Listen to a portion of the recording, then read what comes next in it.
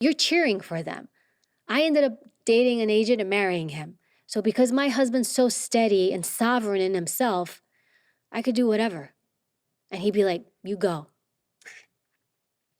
You had your first child at 45 years old. I had my daughter at 46. My daughter's 18 months old. Your daughter gets to 18 Yeah. and she just can't get out of bed. She's lazy. She's blaming the world. She's saying, listen, this is this person's fault and this person's fault. And, I just can't be bothered. Where'd you start?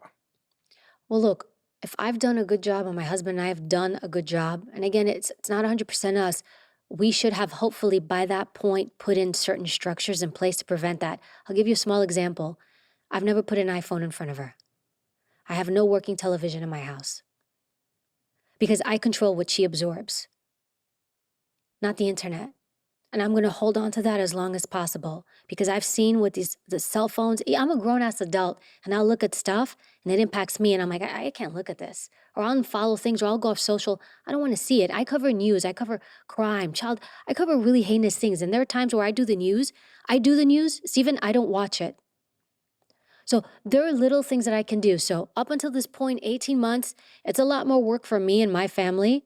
There's no social device. There's no cell phone.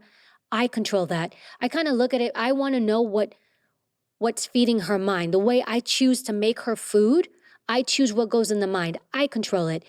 And a lot of parents will come to me and I'll tell them, if you're not comfortable dropping your kid in the middle of Times Square to talk to whoever, then you get that thing out of their hands because now somebody else is putting ideas in your kid's head.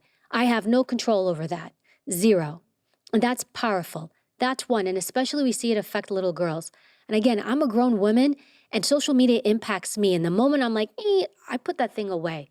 That's one. No TV in my house because TV is like when I was a kid, you had cartoons Saturday morning, that was it. And you had to wait for those cartoons. I mean, I was like, tomorrow cartoons.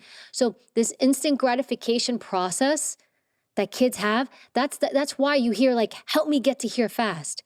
She's never going to learn how to work hard. She's going to be lazy. She's going to lay in bed. She's going to get depressed quicker. She's going to have anxiety. So I'm doing everything I can to impact those things. They're little seeds. It's little things so that by the time she's 18, I hope in my heart, I have done my best. But I also understand I'm 50%, she's 50%. So as much as I try to help navigate her, she's going to be her own person.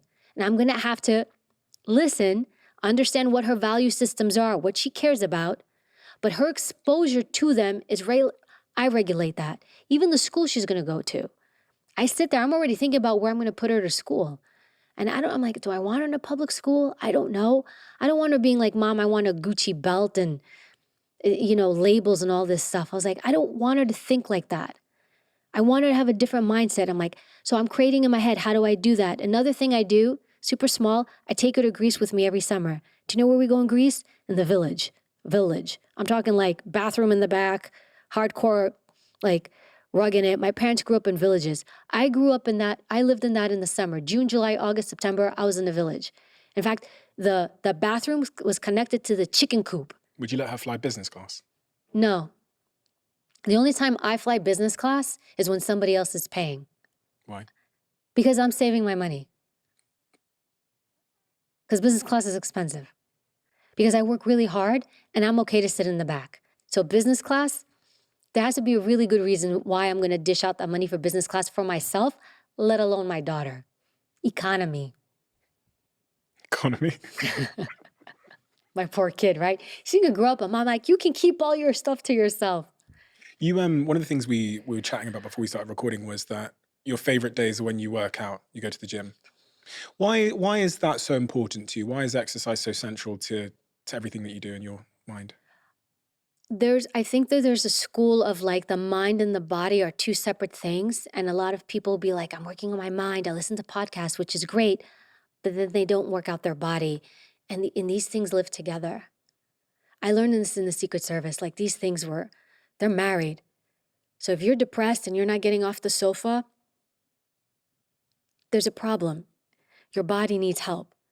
I work with I train now with Don Saladino. Even me, with all my experience, like sometimes we need somebody to push us.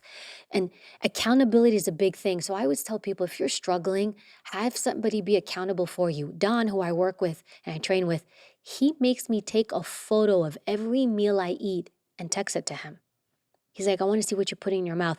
And every time I'm about to have something that I shouldn't, I think to myself, I got to send this to Don. So he's going to police it. So having somebody help you is also a good thing. But your body is your temple. You get one of these. We take better care of our cars than we do this. And then we wonder, why am I depressed?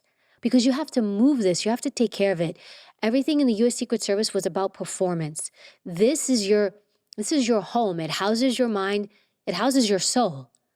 And we treat it like garbage. And we give it garbage.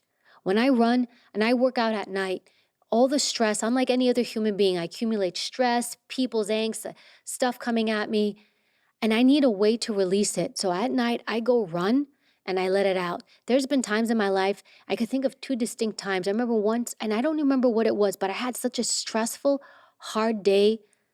Stephen, I went to the track to run. And I remember it was freezing, it was winter, it was snowing, and I was just like on the verge of just pure emotion and rage. I started running. I was like talking to myself. I was running. I'm bawling. My eyes are bawling. I look like a crazy person to the outside world, but I ran it all out. And when I was done, I was back to me.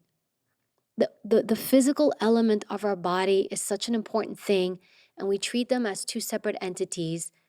And you have to take care of what houses your soul and your mind. You strike me as someone that is pretty fearless. I say pretty because I think we all have fear in us. I think fear is a useful, natural emotion, but you're someone that clearly has built up a more productive relationship with fear than most people. When you think back of your sort of Secret Service experience, was there a day where you were more scared than another day? I.e., what was the most scared you were during your time in the Secret Service? Do you know I had this one scenario, and I don't think I ever talked about it. I'm in downtown Manhattan. I'm with my colleague, and we're driving to a Secret Service meeting. We were going to go arrest somebody the next day, and we were going to the briefing with this other department. We were going to do our pre-arrest briefing about how we're going to go in tactically. So we're driving to this meeting, and as we're going to this meeting, we're in downtown Manhattan. Somebody runs out of it was a jewelry store. This man runs out of a jewelry store, and these other people are out there running with him, and they're yelling,